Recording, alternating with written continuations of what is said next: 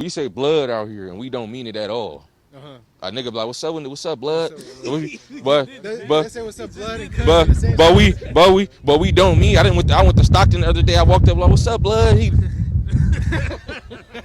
He like, what you say, mob? Like, I'm like, oh, my bad, bro. I'm like, Cause you know us Bay niggas, we say blood and cuz in the same sentence. Yeah. Like that's just me. I'm like, what's up with blood? Like, you know what I'm saying? Like, I haven't been like nothing that's like I haven't been pressing nothing like being in LA, but I feel like it's gonna come a time. Do you check yourself though when you go to LA, or do you just like let it run, like let it flow? I let it front because if a nigga got a problem, be like, bro, I'm from the Bay.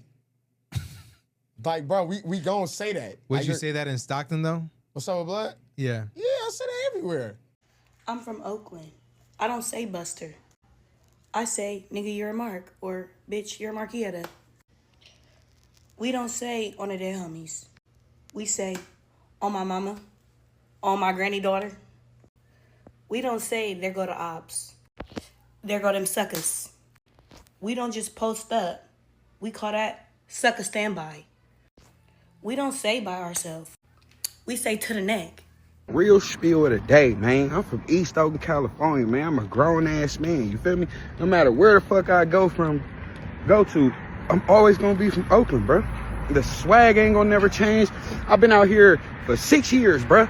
You don't hear me saying on the dead homies like all these other niggas, nigga. On my mama, nigga. You hear me saying on my mama, nigga. On Cetas, Bonitas, and Senoritas, nigga. You hear what I'm talking about? These niggas around here talking about on the dead homies. Real spill of the motherfucking day, man. I knew y'all was feeling me. Yeah, I'm talking about, bruh. These motherfuckers out here moving out somewhere else, bruh, turning into a whole different nigga, though, bruh. You feel what I'm saying, though, man? I'm from East Oakland, California, bruh. 82nd and Birch, nigga. Burnout Boy original. So if you from East Oakland, keep being an East Oakland nigga, bruh. Stop going other places, bruh, and taking their lingo. And that go for anybody anywhere, bro. Like, let people have their shit, bro.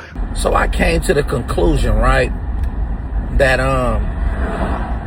this area, see, I'm not a Bay basher. Like, I'm not one of the dudes that talk bad about my background and my home team and my backyard, right? Because I love my city, I love my area, I love the surrounding cities. But what I am in today's times, what I'm clear on is that the Bay Area doesn't want anybody from this area to be stars. We kind of got like that small city complex, that small town complex. And the small town complex is, it's like when you go to certain countrysides and they may have had certain artists or they may have had certain athletes, right? And certain athletes, they had a fear of abandonment because it was for so many times that once that artist got big or once that athlete got big that they never came back home to take care of the town. So they gonna love you while you small. The conversation around this topic feels contradicting because people from the Bay Area openly say blood and cuz in the same sentence, terms that clearly originated out of Los Angeles gang culture,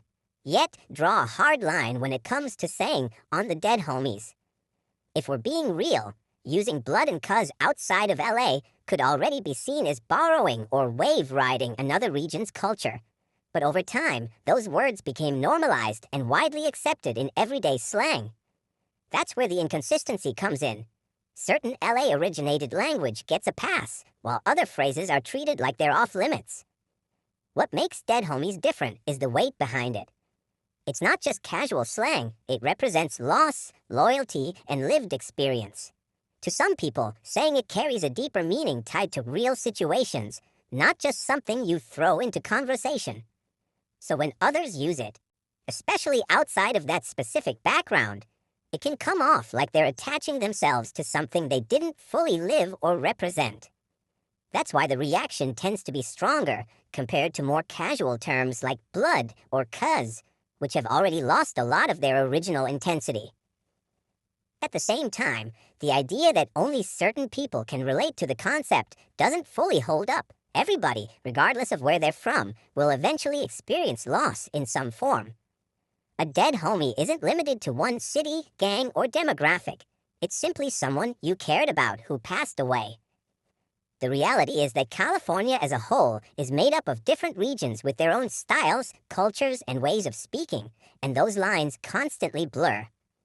So while the phrase may have started in Los Angeles, the emotions behind it are universal, even if the way people choose to use or protect the language isn't. The real solution is creating a balance between cultural awareness, consistency, and authenticity, instead of picking and choosing what gets enforced. Right now, the issue isn't just about the phrase "on the dead homies." It's about how people selectively apply rules depending on what feels more serious or personal to them. If people in the Bay Area are comfortable using terms like blood and cuz, which clearly come from Los Angeles culture, then it has to be acknowledged that cultural exchange is already happening. Once that line is crossed, it becomes harder to justify why one phrase is acceptable while another is off limits, unless the reasoning is clearly defined and consistently applied. At the same time, not all slang carries the same weight, and that's where understanding comes in.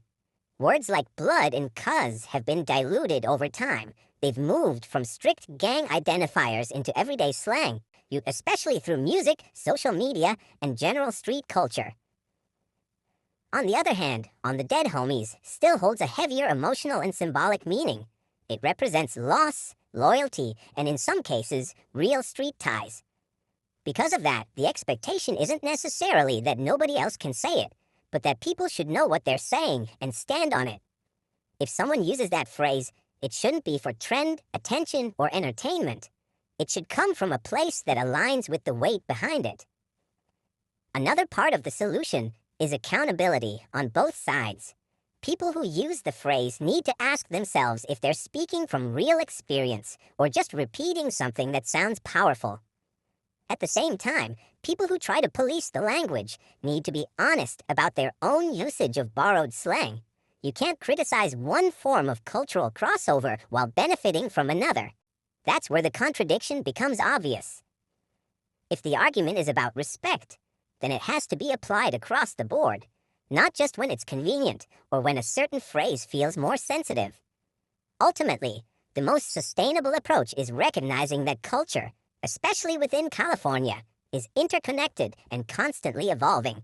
The Bay Area and Los Angeles have influenced each other for decades through music, migration, and shared environments. Because of that, language is going to travel, adapt, and change meaning depending on where it lands. Instead of trying to completely gatekeep phrases, the focus should shift toward intent, authenticity, and understanding the roots. If someone knows the origin, respects the meaning, and isn't misrepresenting themselves, there's less reason for conflict. But if they're using it carelessly or falsely claiming something they didn't live, then the criticism becomes more valid. In the end, the goal isn't to control who speaks. It's to make sure that when people do speak, they're doing it with awareness, consistency, and respect for the culture they're tapping into.